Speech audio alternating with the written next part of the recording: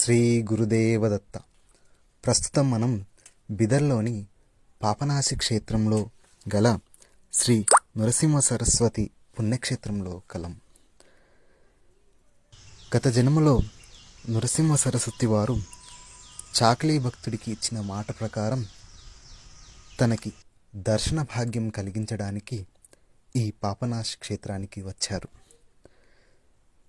శ్రీ గురుచరిత్రలోని అధ్యాయం 9 90 పేజీలో వివరించిన విధంగా చాకలి భక్తుడికి చెప్పిన విధంగా నువ్వు మరుజన్మలో రాజువై జన్మిస్తావు.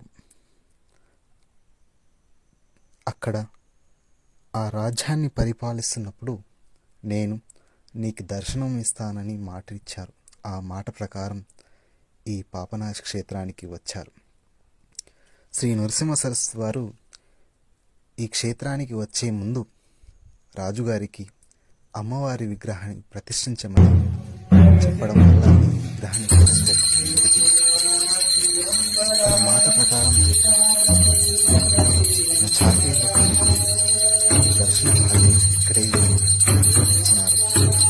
శ్రీ గణేశాయ నమః, శ్రీ సరస్వతి శ్రీ గురుభ్యో నమః.